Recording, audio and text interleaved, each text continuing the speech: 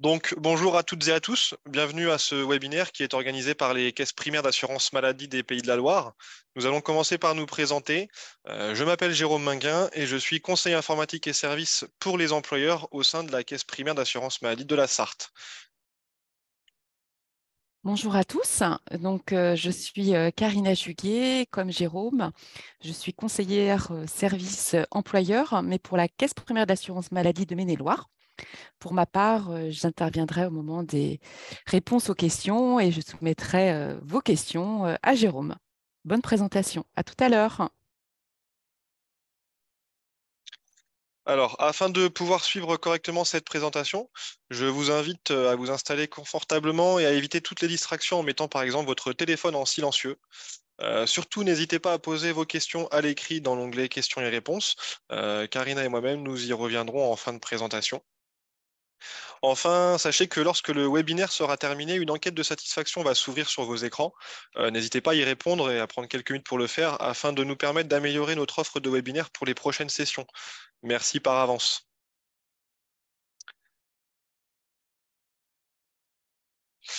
On va donc pouvoir débuter ce webinaire sur les 10 bonnes pratiques pour un signalement d'arrêt de travail réussi.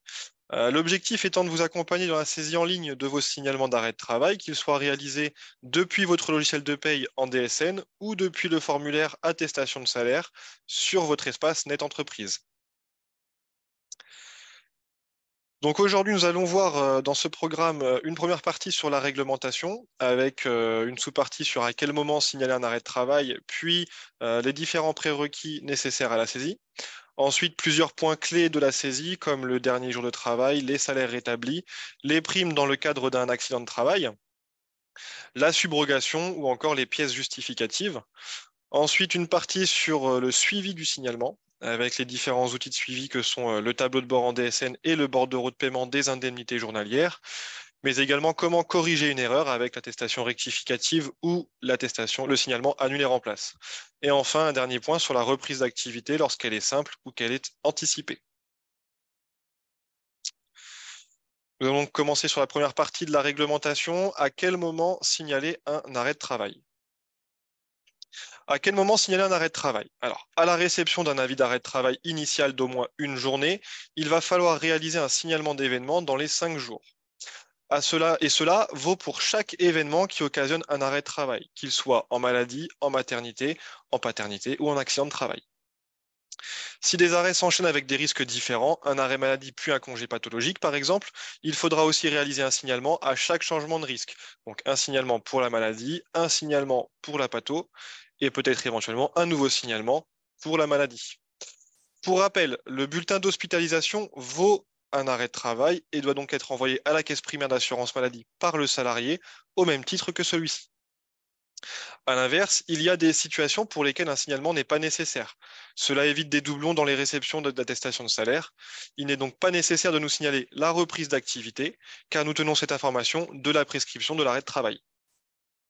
Il n'est pas nécessaire non plus de signaler la prolongation de l'arrêt de travail. Un seul signalement suffit pour l'arrêt de travail initial et toutes ses prolongations. Dans les deux cas, par contre, il faudra reporter l'information, soit la date de reprise, dans votre logiciel de paye, sans faire pour autant de signalement. Comment signaler un arrêt de travail? Deux méthodes sont possibles, mais encore une fois, pour éviter les doublons, il faudra en utiliser pour votre part une seule. Soit à gauche de l'écran, la DSN, c'est le signalement d'événement arrêt de travail depuis votre logiciel de paye. Le signalement remplace l'attestation de salaire et déclenche le paiement des indemnités journalières. Suite à ce signalement, une attestation de salaire est reconstituée par nos services sur la base à la fois du contenu du signalement et de vos données mensuelles, que ce soit les éléments de salaire, le nombre d'heures travaillées, le type de contrat, etc. Pour pouvoir signaler un arrêt de travail, le logiciel doit être compatible et il faudra également disposer d'un historique de données suffisant, 3 mois en maladie, 12 mois dans le cadre d'un accident de travail ou d'une maladie professionnelle. Pour rappel, la DSN, donc la déclaration sociale nominative, c'est le canal que nous souhaitons privilégier parce que c'est à la fois plus simple et plus fiable. Vous déclenchez un événement d'arrêt de travail et l'attestation de salaire est reconstituée automatiquement. Vous n'avez plus à saisir d'éléments de salaire. Ces données sont issues directement de vos DSN mensuels qui précèdent.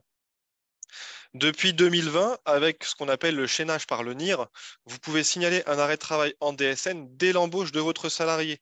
Le système va être en mesure de retrouver les heures pour l'ouverture des droits ainsi que les salaires de référence sur un autre contrat de votre entreprise ou chez un autre employeur avant l'embauche chez vous. Alors, je disais, via l'attestation de salaire sur Net Entreprise, un point de vigilance concernant l'affiliation du salarié. Quel que soit le mode de transmission utilisé, il est impératif que votre salarié soit identifié par nos services. Cela se fait grâce au numéro d'identification, le NIR, qui désigne le numéro d'inscription au répertoire de l'INSEE, donc le numéro de sécurité sociale. Il est possible de télécharger une attestation de droit depuis son compte Amélie pour l'assurer et de vous le transmettre pour avoir les différentes informations, dont le numéro de sécurité sociale. Il faut mettre à jour régulièrement sa carte vitale. Pensez à le signaler auprès de vos salariés quand il y a une nouvelle embauche.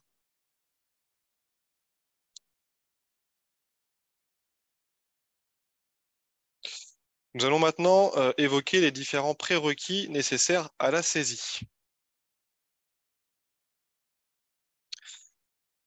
Les paramétrages de votre logiciel de paye sont importants dans le cadre de la DSN. Vigilance sur plusieurs données identifiantes, telles que le contrat de travail et la catégorie socio-professionnelle. Il faut bien avoir une vigilance sur ces sujets-là. Le bilan d'identification des salariés, ce qui est appelé le BIS dans votre logiciel de paye en DSN, il permet de vérifier la bonne affiliation des salariés. Néanmoins, notez que tout changement dans le parcours professionnel d'un de vos salariés, que ce soit un changement de contrat, etc., doit faire l'objet d'un changement dans le bloc changement, d'une modification. Si ce n'est pas le cas, vous ne pourrez pas générer les signalements correctement. Donc pensez à le faire en cas de modification du contrat de travail d'un de vos salariés. Nous allons commencer par évoquer dans les points clés de la saisie le dernier jour travaillé. Alors, concernant le dernier jour travaillé, il faut savoir que cette information est une information extrêmement importante qui nous permet de bien identifier quel arrêt concerne votre signalement d'événement en DSN ou votre attestation de salaire. Ainsi, nous recevons parfois des attestations de salaire avec un dernier jour de travail qui n'est pas cohérent avec les prescriptions de repos enregistrées dans nos bases et saisies par les médecins. Deux règles existent aujourd'hui pour le dernier jour de travail. Soit votre salarié n'a pas travaillé le jour de son arrêt de travail, auquel cas son dernier jour de travail se situera à la veille de la prescription. Ici, sur l'exemple, nous avons par exemple un dernier jour de travail, un arrêt de travail au 15 février, le dernier jour de travail sera fixé au 14. Soit votre salarié va travailler le jour de son arrêt de travail, alors son dernier jour de travail se situera le même jour. Ici, la date du dernier jour de travail et l'arrêt de travail sont au 15 février. Sachez également que toute journée de travail qui a été commencée, même pour un temps de travail de 15 minutes, n'est pas indemnisable par la caisse primaire d'assurance maladie. Elle est à la charge de l'employeur. Nous regardons ici le cas particulier de l'accident de travail ou de trajet.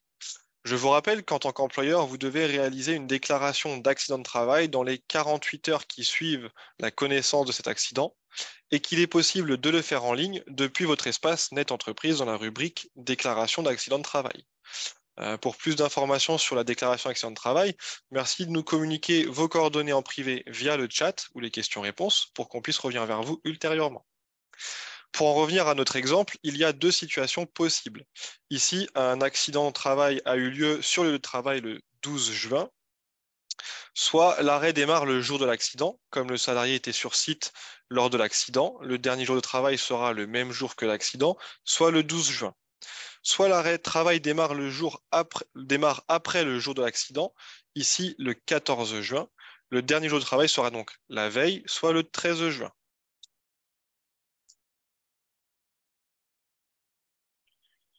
Nous avons ici le cas du temps partiel thérapeutique. Trois situations qui se suivent.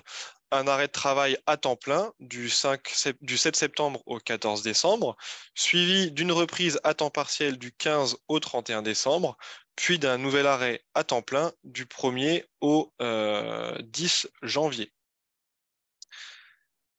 Il faudra donc réaliser à chaque fois une attestation de salaire Pour le premier arrêt et l'arrêt à temps partiel qui va s'en suivre, le dernier jour de travail sera au 6 septembre. Ce sera le même dernier jour de travail. Par contre, pour le nouvel arrêt de temps plein qui va démarrer à compter du 1er janvier, le dernier jour de travail sera cette fois le 31 décembre, date du dernier jour de travail dans le cadre de son temps partiel thérapeutique. Petit complément d'information concernant le congé paternité. Le dernier jour de travail est indiqué dans le cadre de celui-ci doit être systématiquement la veille du congé paternité indemnisé par l'assurance maladie et non pas la veille des 3 jours du congé employeur prévu par la loi.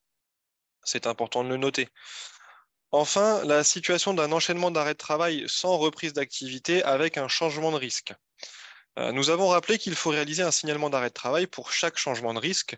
Comme ici, il n'y a pas de reprise d'activité, le dernier jour de travail sera tout le temps le même, c'est-à-dire dans l'exemple présent sur le bas de votre écran, le 14 mai. Afin de pouvoir tester un petit peu vos acquis sur ce que nous venons d'expliquer, nous allons vous proposer un petit sondage sur le dernier jour de travail. Je vous invite à y répondre dès à présent.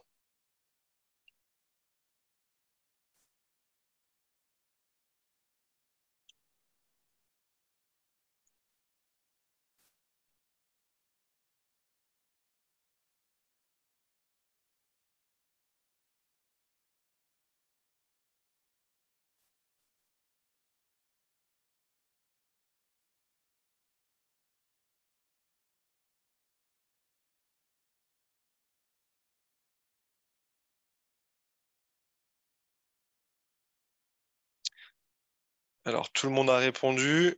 Donc, votre salarié est en arrêt de travail à compter du lundi 17 avril 2023. Que devez-vous indiquer? Un dernier jour de travail au dimanche 16 avril ou un dernier jour de travail au vendredi 14 avril?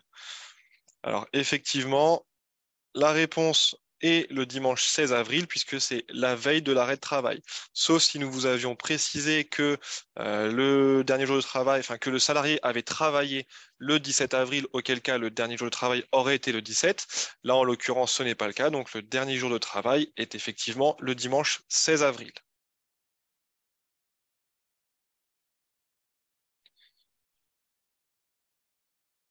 Nous allons pouvoir continuer avec le salaire rétabli. Alors, concernant les salaires rétablis, en cas d'absence autorisée pendant la période de référence, il faut renseigner un salaire rétabli. Il s'agit d'un salaire reconstitué qui correspond au salaire brut soumis à cotisation. Le salaire rétabli est calculé par l'employeur en fonction des absences autorisées. On en voit ici une liste à l'écran. L'employeur est responsable du rétablissement de salaire. L'assurance maladie se réserve le droit de demander les éléments nécessaires à la vérification du calcul, avec des bulletins de salaire par exemple. À l'inverse, les absences non autorisées ne donnent pas lieu à un rétablissement de salaire. Les absences prolongées dans l'entreprise, par exemple, sans justificatif.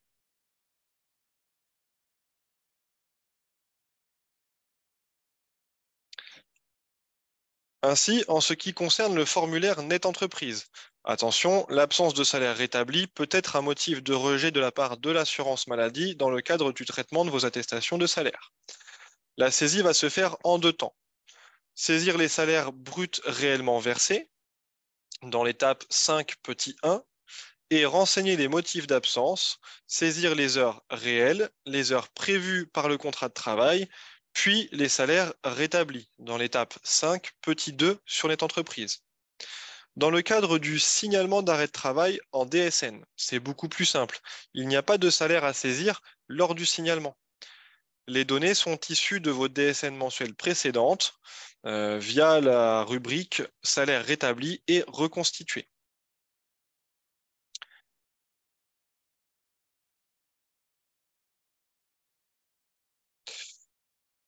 Concernant l'évolution de la nouvelle embauche. En cas de nouvelle embauche sur la période de référence, les salaires sont à zéro pour le ou pour les mois qui précèdent le mois de l'embauche. Le salaire rétabli est uniquement à utiliser sur le mois de l'embauche. Et bien évidemment, soyez vigilants à vos simulations d'indemnités journalières que vous pouvez avoir parfois dans le cadre de vos logiciels. La seule indemnité qui fait foi est celle versée par l'assurance maladie. Donc à l'écran, vous avez les étapes sur Net Entreprise avec l'étape 5 sur votre gauche, avec les salaires réels. L'étape 5, petit 2 sur votre droite en haut, avec les salaires rétablis, saisis dans les lignes blanches. Et enfin, en dessous, la régénération de l'attestation de salaire comme elle arrive au sein de l'assurance maladie avec les différentes informations indiquées.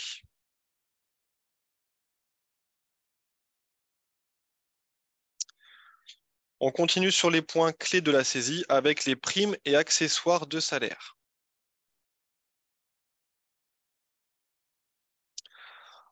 En cas d'accident donnant lieu à un arrêt de travail, il faut renseigner une attestation de salaire au motif accident. Le calcul des indemnités journalières se fait sur la base du salaire brut du mois qui précède le dernier jour travaillé. Il faut déduire de ce montant les accessoires de salaire tels que les primes, gratifications et indemnités qui doivent être renseignés séparément. En effet, toutes les primes versées dans les 12 mois qui précèdent l'arrêt de travail doivent être indiquées à part dans la rubrique rappel de salaire et accessoires. Les primes, les gratifications et indemnités à périodicité non mensuelle, telles que les indemnités liées à la rupture d'un contrat de travail, les primes exceptionnelles, comme le 13e mois des primes vacances, font partie de ces primes à indiquer dans la rubrique rappel de salaire et accessoires. À noter que lorsqu'une prime est versée en même temps que le salaire de référence et qu'elle concerne une période plus longue, elle doit être déduite du salaire de référence et indiquée dans la rubrique rappel de salaire et accessoires. Vous avez un exemple ici d'un accident de travail qui a eu lieu le 3 décembre 2020, ayant entraîné un arrêt de travail. Dans cet exemple, 2 primes sont exclues du brut avec des périodicités différentes. Selon cette périodicité, ces primes seront prises en compte ou non dans le calcul des indemnités journalières dans le cadre du versement des IJ accident de travail. Pour rappel, le taux forfaitaire que nous vous demandons de saisir dans le cadre d'une saisie accident de travail maladie professionnelle est un taux de 21% qui est à déduire du montant brut.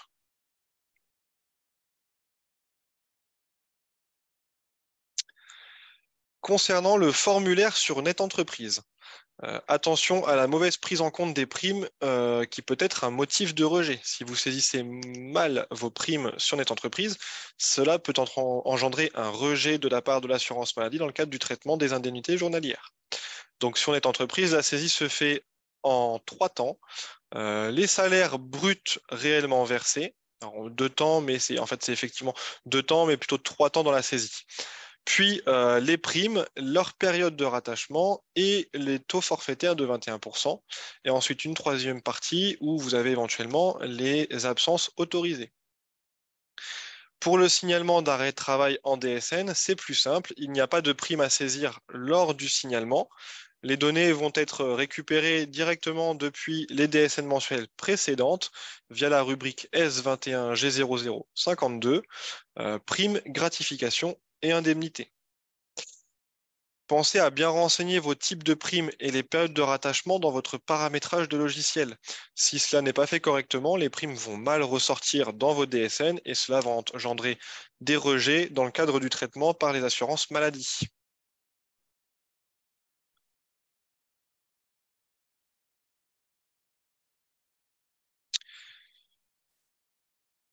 Concernant le signalement DSN dans le cadre d'un accident de travail ou d'une maladie professionnelle, vous n'êtes peut-être pas sans savoir que depuis quelques mois maintenant, un signalement en AT ou en MP va générer 2 attestations de salaire. Un signalement au risque AT-MP et un deuxième signalement qui est transparent et qui est invisible pour vous au risque maladie. La raison est que dans le cadre d'une instruction de dossier pour un AT ou une MP, le dossier peut être mis en attente et donc ne peut pas être indemnisé immédiatement au risque AT-MP. Alors, via cette deuxième attestation en maladie, nous pouvons effectuer un règlement provisoire sur une base maladie Et si après traitement du dossier en AT ou AMP, le dossier est reconnu, alors nous régularisons avec la première attestation en accident de travail ou en maladie professionnelle, tout en sachant que l'indemnité journalière en AT ou en MP est tout le temps supérieure à l'indemnité maladie. Nous allons maintenant continuer sur les points clés de la saisie avec la subrogation. Donc la subrogation correspond au versement des indemnités journalières à l'employeur, le maintien de salaire. En contrepartie, l'employeur doit maintenir le salaire au minimum à hauteur des indemnités journalières versées par l'assurance maladie. À noter que la subrogation peut également s'appliquer aux indemnités journalières versées dans le cadre d'un temps partiel thérapeutique. Il faut préciser si la subrogation est souhaitée et la période concernée. On vous conseille de ne jamais vous limiter aux dates de l'arrêt de travail. C'est même plus qu'un conseil, c'est vraiment un point de vigilance. Vous devez systématiquement, dans le cadre de la saisie de la subrogation, indiquer la période maximale de maintien de salaire prévue par votre convention collective. Pourquoi, me direz-vous? Parce qu'en cas de prolongation de l'arrêt de travail, nous suivrons la période indiquée sur l'attestation de salaire initiale. Or, si il y a une suite d'arrêts, nous allons interrompre le versement des indemnités journalières à l'employeur et les verser à l'assuré, puisque conformément à votre première attestation, vous n'aurez indiqué que les dates du premier arrêt de travail dans le cadre du maintien de salaire. Si vous souhaitez modifier les dates de subrogation, il faudra faire une attestation rectificative sur Net Entreprise. Comment cela va se passer lors de la saisie? Alors, en DSN, les coordonnées bancaires sont remontées automatiquement par le biais du signalement d'arrêt de travail. Ces coordonnées, qui sont issues de votre logiciel, serviront pour l'indemnisation de vos arrêts de travail. Depuis Net Entreprise, par contre, la saisie est différente. Il n'y aura pas d'IBAN à renseigner si les coordonnées bancaires sont connues par nos services. Bien évidemment, aujourd'hui, l'IBAN est obligatoire. Vous pouvez mettre un IBAN fictif, FR 99 99999, puisque si les coordonnées sont déjà connues chez nous, nous prendrons en compte ces coordonnées-là. Par contre, si les coordonnées sont différentes, vous pouvez indiquer le nouvel IBAN dans la rubrique nécessaire.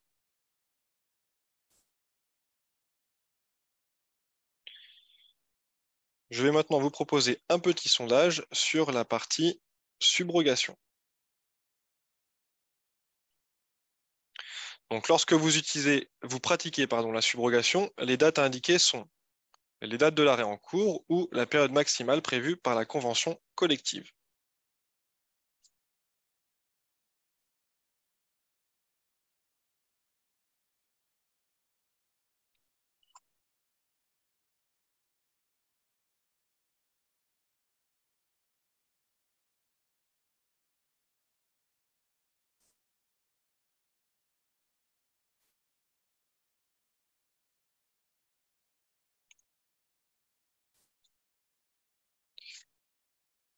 On va pouvoir mettre fin au sondage.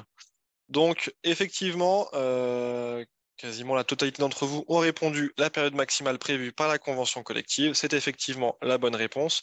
Surtout, ne jamais se limiter aux dates de l'arrêt de travail en cours. C'est vraiment très important, ne jamais se limiter aux dates de l'arrêt de travail.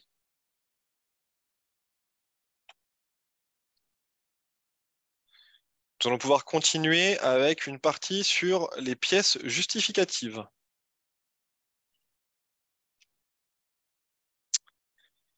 Concernant l'envoi des pièces justificatives, vous pouvez maintenant envoyer vos pièces depuis le compte entreprise.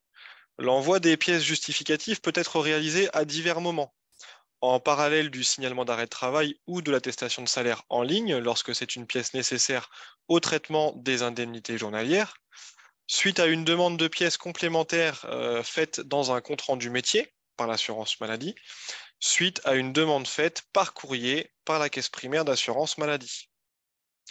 Ce qu'il faut retenir, c'est que le téléservice compte entreprise est un point unique d'entrée, quelle que soit la caisse de rattachement de votre salarié. Le routage vers la caisse primaire d'assurance maladie se fait automatiquement.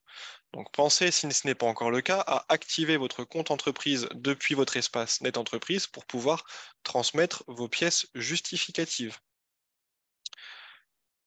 Pour ce faire, comment l'activer? Il suffit de vous connecter sur votre compte Net Entreprise et avoir à l'accès d'un compte administrateur pour qu'on puisse vous mettre les droits sur votre compte à vous.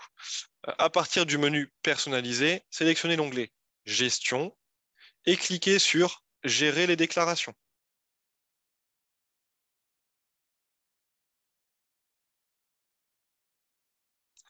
À partir de votre menu personnalisé, sélectionnez l'attestation de salaire pour le versement des indemnités journalières, puis le compte entreprise pour les faire basculer sur la partie de droite. Donc, si elles ne sont pas activées, elles seront sur la partie de gauche et cliquez sur les petites flèches pour la faire basculer sur la partie de droite.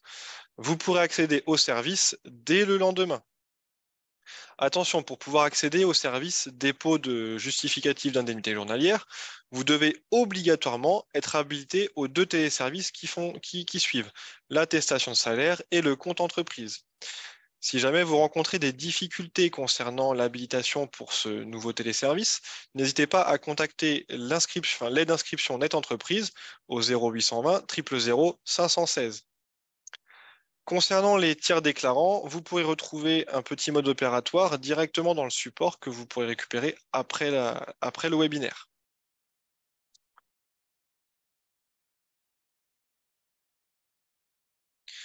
Lorsque le compte est activé, un module compte entreprise va apparaître dans votre portail et il sera grisé pour une durée de 24 heures, puis accessible une fois que les 24 heures seront écoulées.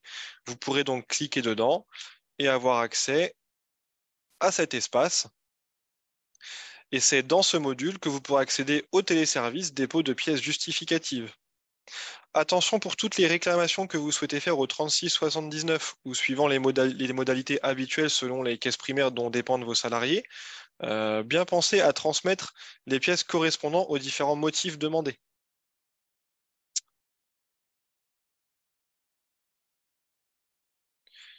Un dernier petit sondage sur cette partie des pièces justificatives que je vous lance dès maintenant. Le nouveau service dépôt de pièces justificatives remplace-t-il l'adresse mail DSNPJ?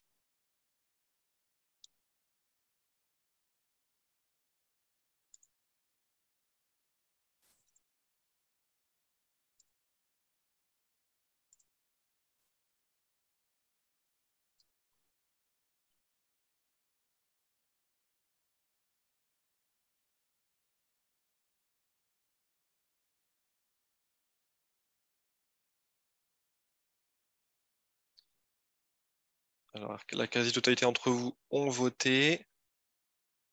Je laisse encore quelques petites secondes.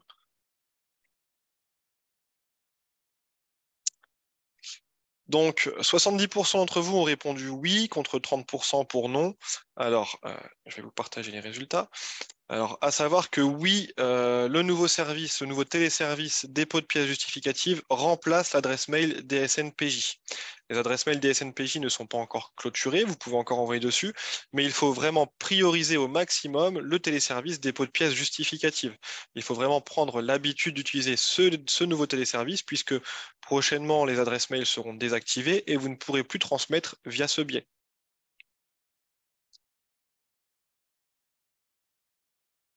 Nous allons pouvoir continuer avec ce qu'il se passe une fois que le signalement est effectué, avec les différents outils de suivi. Pour vérifier si un paiement d'indemnité journalière a été effectué. Si les indemnités journalières ont été versées à l'assuré peut le consulter depuis son compte Amélie. Pour consulter le détail des indemnités journalières versées en subrogation, donc versées directement à l'entreprise, il y a le bordereau de paiement des indemnités journalières, ce qu'on appelle le BPIJ. Un service complémentaire à l'attestation de salaire en ligne et à la déclaration sociale nominative, que vous pouvez d'ailleurs retrouver dans la rubrique attestation de salaire sur votre espace Net Entreprise, puis bordereau de paiement des indemnités journalières. Il peut également être accessible depuis le tableau de bord DSN pour ceux qui utilisent la DSN.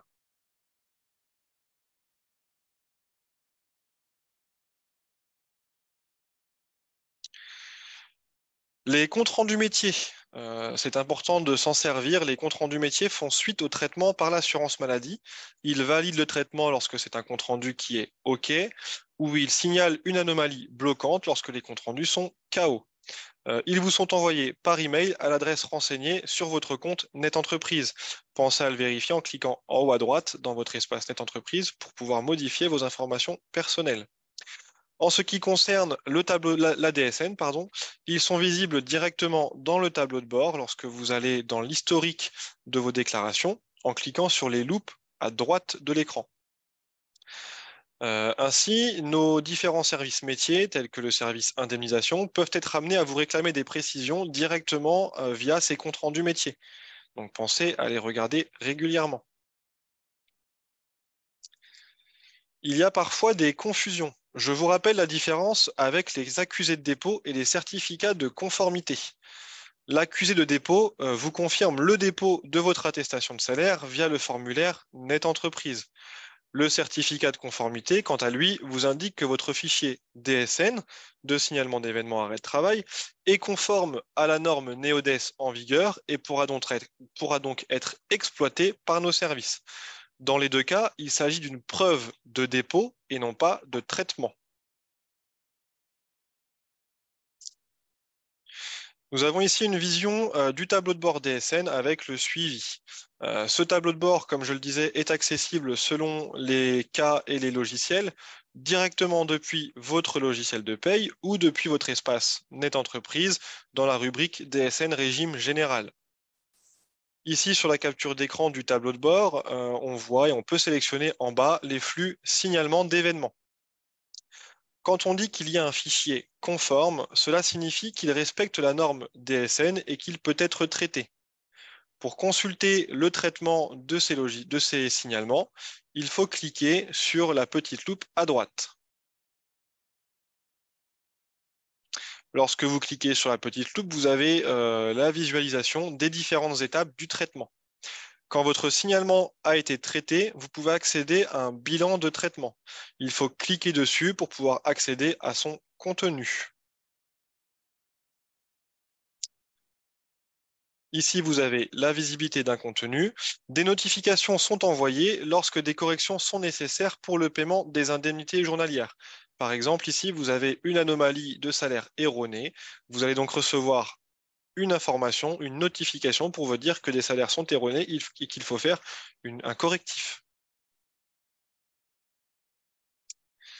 Justement, pour faire un correctif, quand le compte-rendu de l'assurance maladie vous annonce une anomalie, une attestation est KO ou qu'on vous demande des précisions supplémentaires, il va être nécessaire de faire un signalement annulaire en place ou une attestation rectificative. Pour ce faire, deux possibilités, la saisie NetEntreprise ou le signalement DSN. Pour ce qui est de la saisie d'une attestation rectificative sur NetEntreprise, il faut vous rendre dans la rubrique attestation de salaire sur votre espace NetEntreprise et faire la saisie d'une attestation de salaire classique. Quand vous arrivez à l'étape numéro 4, il faudra penser à cocher attestation rectificative. Cette étape est très importante car en l'absence de cette précision d'attestation rectificative, nous ne serons pas en mesure d'identifier quelle attestation remplace quelle attestation. Il faut bien qu'il y ait un cheminement par le biais de cette attestation rectificative. Et l'attestation corrective sera donc considérée comme un doublon. Il faut être attentif à la cohérence avec les attestations de salaire produites précédemment. Bien respecter le même dernier jour de travail, les mêmes salaires, etc. Tout en n'oubliant pas de faire les modifications nécessaires. Lorsque l'utilisation est en DSN, il est possible, dans certains cas, de faire un signalement annule et remplace. Il faut faire un signalement annule et remplace avant la DSN mensuelle suivante, donc avant le 5 ou le 15 du mois qui suit, en fonction de vos paramétrages DSN. La modification doit-elle porter sur des éléments de date et ou sur des éléments saisis lors du signalement d'arrêt de travail? Si par exemple l'anomalie concerne des éléments de salaire tels qu'une prime ou un salaire rétabli pour une absence, etc., ce sont des données qui font partie des données hors signalement d'événement. Une annulée remplace en DSN n'est alors pas possible. Il faudra donc passer systématiquement par une attestation rectificative via NetEntreprise.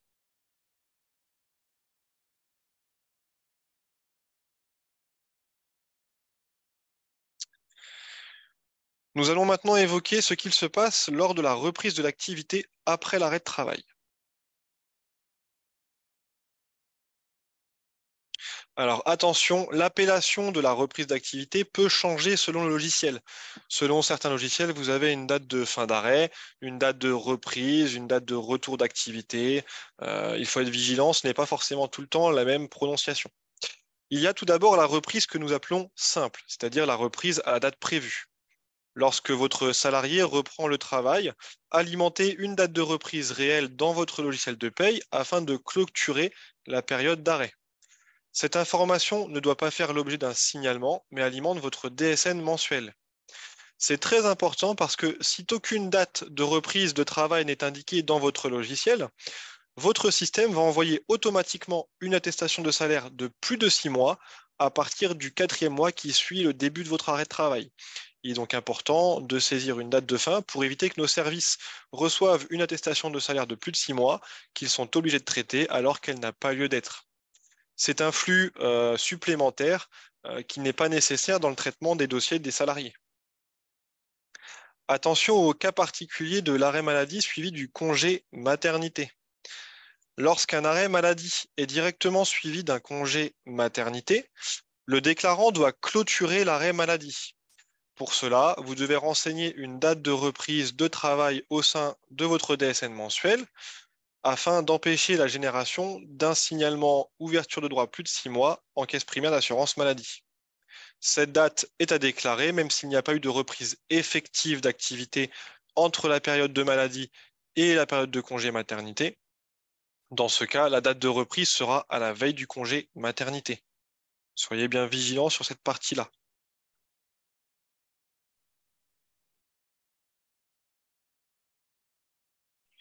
Concernant la reprise anticipée, votre salarié reprend son travail avant la fin de sa prescription médicale.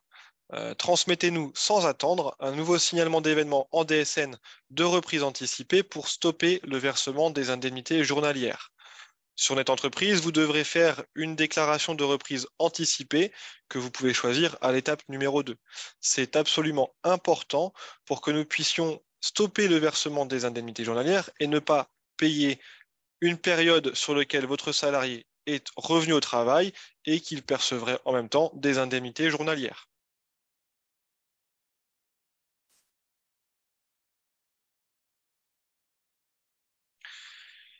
Nous arrivons sur la fin de la présentation. Nous avons souhaité vous mettre 10 petits conseils à retenir, on va dire les sujets importants à retenir dans le cadre de ce webinaire. Le conseil numéro 1, c'est de signaler tout arrêt avec un changement de risque pour chaque changement de risque et à chaque changement de période, par exemple pour le congé paternité. De vérifier toutes les données identifiantes en DSN, que ce soit le numéro de sécurité sociale, le contrat ou le type de travail, et d'utiliser les blocs changements lorsqu'il y a des modifications à effectuer. Le dernier jour de travail est la veille de l'arrêt du congé ou le jour de l'arrêt si la journée de travail est travaillée. Bien identifier ces deux possibilités. Les salaires rétablis doivent apparaître en cas d'absence sur une période et qu'il n'y a pas de salaire à saisir en DSN. Les signalements DSN, accident de travail, maladie professionnelle, vous n'avez pas de prime à saisir. Soyez vigilants et surtout, n'oubliez pas qu'une attestation maladie est générée automatiquement lorsque vous utilisez le signalement DSN en AT ou en MP. Renseignez bien les dates maximales de subrogation prévues par votre convention collective et vérifiez les dates renseignées par votre logiciel avant d'effectuer votre envoi. Les pièces justificatives sont maintenant à déposer via le téléservice compte entreprise. Le bordereau de paiement des indemnités journalières indique le paiement en subrogation. Pensez à le consulter depuis votre tableau de bord DSN ou depuis votre espace Net Entreprise. Également, consultez votre tableau de bord DSN de manière plus globale, au moins une fois par semaine, afin d'avoir un suivi régulier et correct de vos signalements d'événements. Enfin, lorsque vous corrigez une erreur, pensez à bien cocher rectificative lors de votre étape 4 sur Net Entreprise. Et enfin, notre dernier conseil, renseignez la date de reprise dans votre logiciel de paye pour clôturer les périodes d'arrêt. Clôturer chaque période en cas d'arrêt successif et faire un signalement uniquement si la reprise est anticipée.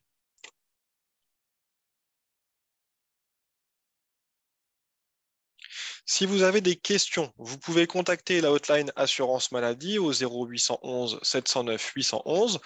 Pour tous vos suivis de dossier, vous pouvez contacter notre plateforme téléphonique au 36 79 ou directement sur amélie.fr, rubrique entreprise.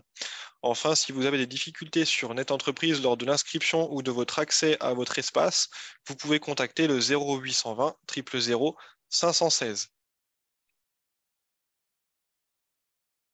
Vous pourrez également retrouver sur amélie.fr, rubrique entreprise, notre guide DSN arrêt de travail. Et vous pouvez également vous inscrire à la newsletter 3 minutes entreprise, qui est une news mensuelle de l'assurance maladie risque professionnel et qui est dédiée aux entreprises.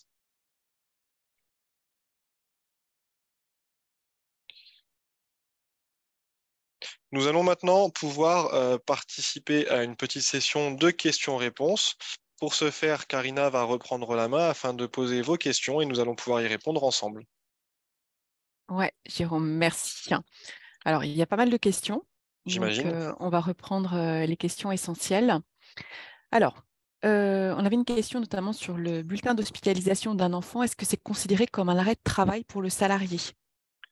Alors, le bulletin d'hospitalisation de l'enfant n'est pas considéré, tu dis si je me trompe, hein, Karina, Mm. mais il n'est pas considéré comme un justificatif d'absence. Par contre, vous pouvez transmettre ce bulletin pour nous, que nous ayons connaissance de l'hospitalisation de l'enfant. Et en complément, vous pouvez demander un arrêt de travail en justifiant de l'hospitalisation de votre enfant si votre présence est nécessaire avec lui. D'accord, ok. Alors, je vais reprendre l'essentiel des questions. Alors, il y en a certaines qui sont peut-être un petit peu courtes, hein, si vous pouvez les reformuler, parce que je ne vois pas forcément, je ne comprends pas forcément ce que vous souhaitez. Alors, sinon, je reprends les questions, hein, Jérôme, hein, parce Ouais. que j'en ai qui arrivent au Alors, fur et à mesure aussi. ouais, alors justement, il y en a une qui est arrivée en même temps concernant le bulletin d'hospitalisation. Je vais en Oui, profiter puisqu'on était sur le sujet. vas-y. Une personne demandait si le bulletin d'hospitalisation avait la même valeur qu'un arrêt de travail. Et s'il y a 2-3 jours entre les deux bulletins d'hospitalisation, cela peut-il stopper le versement des IJ? Alors, un bulletin d'hospitalisation a la même valeur qu'un arrêt de travail, en tout point. C'est un motif d'absence qui se justifie. Donc, pour nous, nous le considérons comme un arrêt de travail. Par contre, si effectivement il y a 2 ou 3 jours d'absence, enfin de vacances entre deux bulletins d'hospitalisation, alors oui, le versement des IJ sera stoppé. Il faut vraiment que les périodes en totalité soient couvertes par un arrêt de travail. Ok. On nous demande, est-ce qu'il faut faire un signalement si l'arrêt ne couvre que le week-end alors que l'entreprise est fermée? Alors, dès lors qu'il y a un arrêt de travail qui est prescrit par le médecin, et même si c'est sur des jours normalement chômés par le salarié, hein, où il est en repos, dès lors qu'un arrêt de travail est effectué, même pour un week-end, vous devez effectuer un signalement d'événement. Comme nous le disions en début de présentation, tout arrêt de travail d'au moins une journée doit faire l'objet d'un signalement d'événement. Et si c'est une demi-journée? Alors, si c'est une demi-journée, bonne question. La journée étant due par l'employeur, vous pouvez faire une déclaration, mais rien ne sera indemnisé puisque le dernier jour de travail sera le même jour que le jour d'arrêt. D'accord, ok. Comment déclarer un arrêt de travail pour un saisonnier qui est payé aux heures effectives? Alors là, est-ce qu'on peut répondre à cette question sur la particularité des saisonniers? Qu'est-ce que tu en Alors, penses? comment le déclarer? Cela va dépendre de votre utilisation. Soit vous utilisez la DSN et à ce moment-là, vous faites un signalement d'événement. Les informations sur ce saisonnier seront remontées par le biais de vos DSN mensuels. Si vous avez l'utilisation de Net Entreprise, vous pouvez choisir la CSP, donc la catégorie activité discontinue, et nous déclarer tous les mois de salaire qu'il a eu chez vous. De toute façon, une étude complémentaire pourra être effectuée par nos services indemnisation et éventuellement, nous lui ferons un retour pour lui demander des pièces complémentaires. Alors, on nous dit, lors d'un temps partiel thérapeutique, par exemple du 15 décembre au 31 décembre, on nous demande souvent de refaire l'attestation avec le dernier jour de travail au 31 décembre. Est-ce que cela a changé récemment?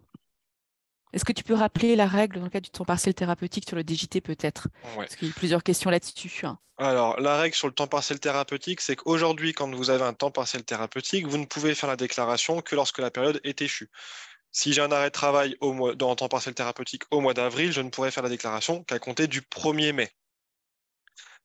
Et la période à déclarer est la période du mois précédent, bien évidemment.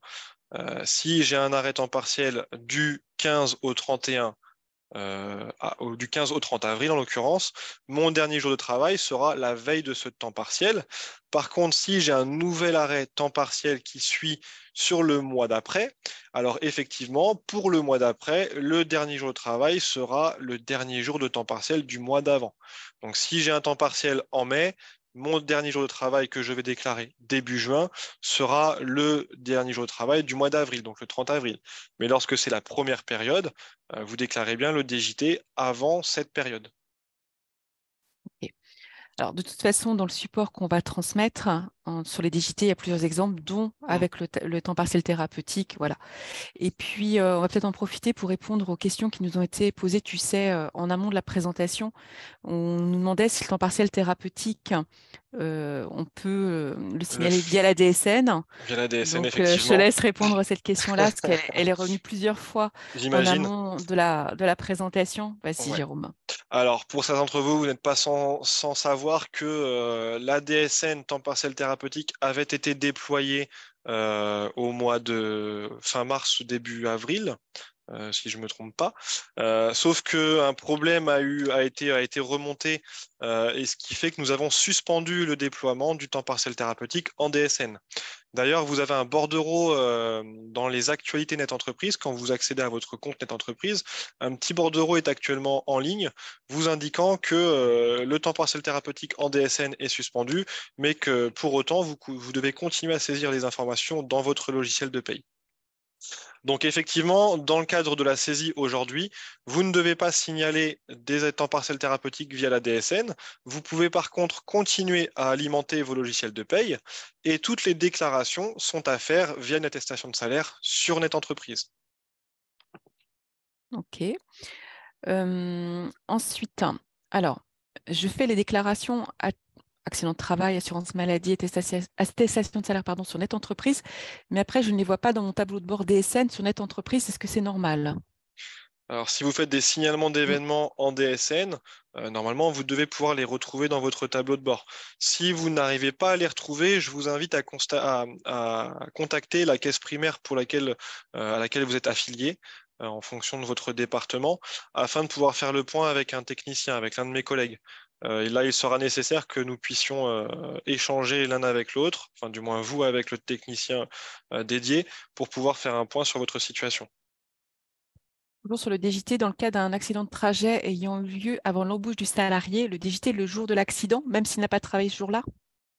Karina, est-ce que tu veux répondre à celle-ci ou tu veux que je le fasse? Vas-y, je te laisse répondre. Alors pour moi, le dernier jour de travail, si l'accident de trajet a eu lieu avant l'embauche du salarié le jour, le DJT sera la veille. C'est la seule possibilité où le dernier jour de travail est la Mm. veille dans le cas d'un accident de trajet, justement.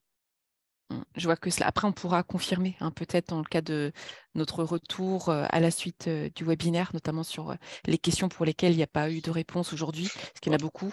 Alors, ensuite,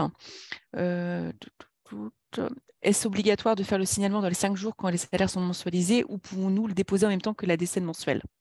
Alors, Ça, il est normalement obligatoire de faire le signalement dans les 5 jours. La loi concernant la DSN prévoit que, effectivement, lorsque vous avez connaissance d'un arrêt de travail, vous devez faire le signalement d'événement dans les 5 jours qui suivent.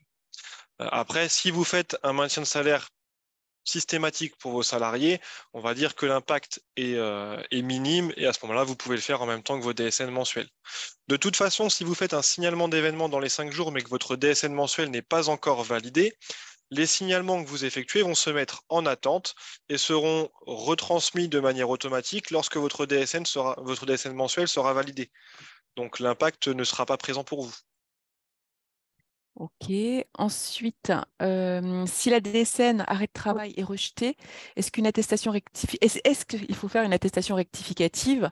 Bah là, déjà, il faudrait comprendre pourquoi la DSN elle est rejetée. Ça n'a rien à voir pour moi avec l'attestation de salaire, là. Alors voilà, deux possibilités. Mm. Lorsque votre signalement d'événement, donc votre signalement d'événement arrêt de travail est rejeté, il faut consulter votre tableau de Mm. bord et consulter le compte-rendu métier pour savoir pour quelle raison elle est Mm. rejetée, si c'est un motif bloquant ou un motif non bloquant, et si c'est un motif qui peut être modifié par le biais d'un signalement annulé remplace.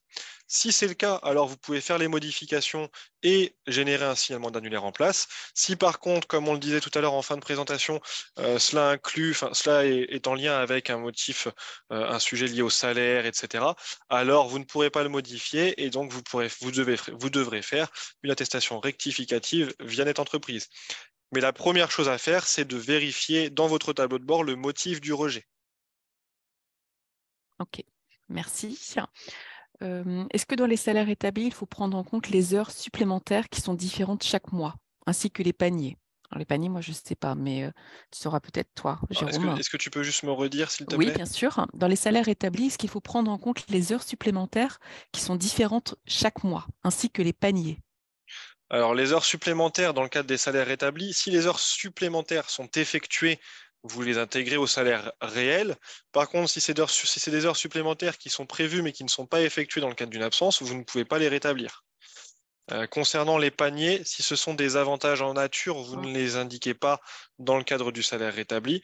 Par contre, si c'est un avantage qui est applicable tous les mois et qui est prévu par le contrat de travail d'un montant identique tous les mois, alors oui, il fait partie de l'ensemble de sa rémunération, donc il est rétablissable. Ok. Merci. Ensuite, alors après, il y a des cas assez particuliers, mais je pense qu'on reviendra vers vous pour les questions vraiment particulières, hein, puisqu'il faut qu'on se pose pour apporter les réponses Et puis utiles. c'est surtout que ça va être en fonction de la caisse primaire dont dépend la personne ou l'entreprise que Mm. la réponse sera apportée. Alors après, c'est vrai qu'entre le tiers déclarant et on va dire l'employeur, c'est pas toujours évident parce que quand c'est le comptable, alors là j'ai une question, je te la lis, hein, ce que je lis en même temps. Bien Notre sûr. comptable gère les salaires et toutes les déclarations via la DSN. Est-ce que je peux voir toutes les déclarations via mon accès Net Entreprise si c'est le comptable qui fait pour l'entreprise? Alors, si vous avez un accès d'entreprise avec une rubrique DSN régime général, vous pouvez visualiser l'historique des envois. Effectivement, votre comptable fait les déclarations via le SIRET de votre entreprise. Vous pouvez donc consulter les historiques. Par contre, vous ne pourrez pas voir les attestations effectuées ni les montants transmis, etc. Ça, c'est lié à votre logiciel. Mais vous pouvez effectivement voir l'historique des envois. Quelles sont les absences autorisées et non autorisées? Alors, il y en a une multitude en Il y en fait a pas mal, hein. d'absences autorisées ou non autorisées.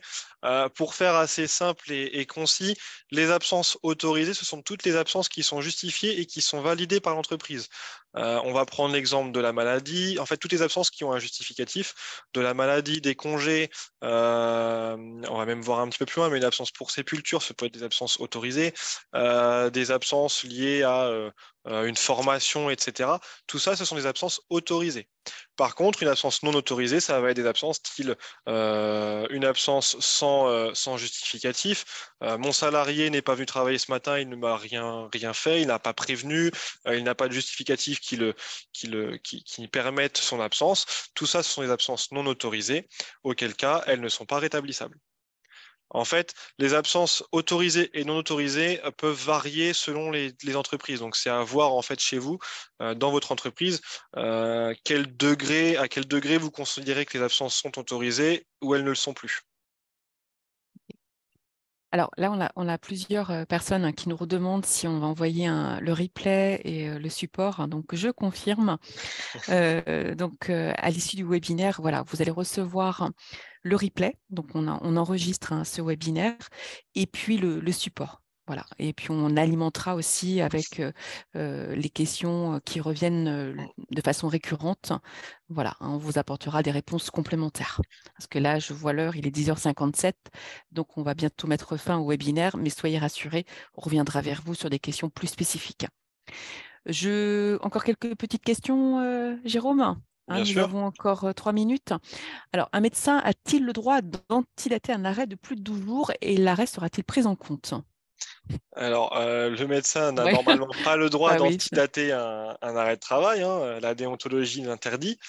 Il y a on va dire, une période qui est un compromis qui existe, c'est une journée. Si par exemple vous avez appelé votre médecin, il n'a pas pu vous prendre le jour même et qu'il vous a eu le lendemain, il peut mettre à partir du et remettre à la date de la veille. C'est la seule possibilité qu'il a. Sinon, antidater de plusieurs jours, non, il n'a pas le droit. Et bien évidemment, si nous recevons un arrêt de travail et que nous voyons qu'il est antidaté, il ne sera pas pris en compte par nos services. Ok, merci. Alors, sur le congé de naissance, quel est le dernier jour travaillé?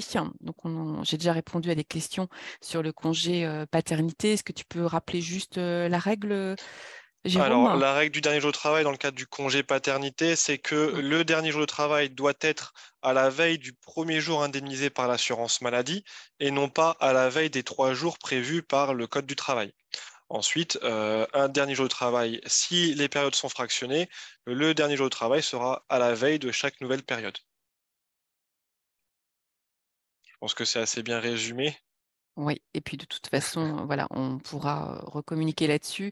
Sur le congé paternité, il y a aussi des informations que vous retrouverez sur notre entreprise ou Mhm. sur le compte Amélie aussi. Amélie aussi, c'est une mine d'informations. Et Vous retrouverez toutes les infos utiles. même sur les pages YouTube des différentes Mm. caisses primaires, vous avez des replays de nos Oui, derniers webinaires qui concernaient le congé paternité. oui, Donc, vous tout pouvez à fait. également les consulter. Voilà, tu as tout à fait raison. Il y a un replay spécialement prévu pour cela. Ok, alors ensuite, est-ce qu'une absence pour soutenir son conjoint malade nécessitant la présence est autorisée? Là, je ne saurais pas répondre à la question. Toi, qu'est-ce que Ouais, tu réponds, alors là, Jérôme? c'est pas notre cœur de métier, on va dire, l'absence dans ce cadre-là. Toujours est-il que il faut envoyer les justificatifs. Les services compétents l'enregistreront dans notre logiciel si c'est justifié. Mais là, pour le coup, je vais pas pouvoir m'avancer trop sur le sujet Mm. puisque on n'est pas forcément, c'est pas forcément de notre ressort. J'en profite pour m'excuser auprès des personnes pour lesquelles j'ai été un petit peu trop vite en début de webinaire. Il est vrai que je m'en suis pas forcément rendu compte. Vous pourrez toujours consulter le webinaire pour reprendre les notes que vous n'avez pas forcément eu le temps de prendre. Et de toute façon, vous allez recevoir par mail le support du webinaire. Donc vous n'aurez rien perdu, malgré ma vitesse un petit peu excessive sur le début. Je m'en excuse encore. Ok, merci Jérôme. J'essaie de te faire des signes, mais ce n'était pas forcément évident. Quand on est parti, on est parti. Alors, on nous demande pour les futurs webinaires comment s'inscrire. Après, je pense qu'il faut suivre effectivement bon, les invitations, hein, on les envoie régulièrement aux employeurs. Après, via LinkedIn aussi, il y a des publications qui sont faites. Ouais. Sur Amélie aussi, vous allez retrouver les publications des webinaires de la région notamment. Tu veux rajouter quelque chose là-dessus? Non, non, bah, juste effectivement, hein, de manière plus globale, sur tous les réseaux sociaux des assurances maladie, donc Karina a parlé de LinkedIn, de Amélie. Pour ceux qui sont inscrits à la newsletter 3 minutes, quand c'est possible, on essaie Mm, aussi de mettre un post, un article dessus. Selon les caisses primaires aussi, vous avez sur les comptes Twitter, ça peut être publié. Les liens d'inscription peuvent être publiés. Après, vous pouvez, selon les caisses primaires, demander à faire partie du listing d'envoi systématique.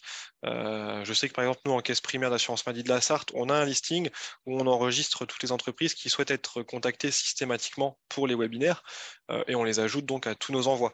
mm, Donc, mm. vous pouvez de toute façon, en regardant régulièrement sur amélie.fr la rubrique près de chez vous, vous retrouverez systématiquement les webinaires qui sont organisés par les assurances maladies de vos départements ou de votre région. Voilà. Alors, on a un certain nombre là de participants qui nous quittent, qui doivent y aller. Donc, Mhm. je te le signale juste, Jérôme. Ah Donc, bah, on je va pense que mettre de toute fin. façon, on avait prévu 1 heure, donc Voilà. on va mettre fin, on va libérer tout le monde, hein. Exactement. Et pour les questions plus spécifiques, voilà, on reviendra vers vous, puisque là, il y a des questions auxquelles nous n'avons pas répondu. Mhm. Et puis, on me demande si on peut te contacter toi personnellement, Jérôme. Ça peut être compliqué directement. Eh En ben, de toute revanche, façon, j'aurai votre demande dans le rapport mm, des questions-réponses. Donc, si vous faites partie effectivement de la caisse primaire de la Sarthe, je ne manquerai pas de vous recontacter très rapidement. Je crois que c'est Madame Le Siour qui souhaitait qu'on oui, échange par téléphone. voilà. Donc, je reviendrai vers vous, Madame Le Siour, dès que possible. Très bien. Merci, Jérôme. Merci à toi, Karina. Merci à tous. Je vous souhaite une bonne journée et un bon week-end pour ceux qui sont en week-end, comme ma très chère collègue prochainement. Merci, Jérôme. À bientôt. À bientôt. Au revoir. Au revoir.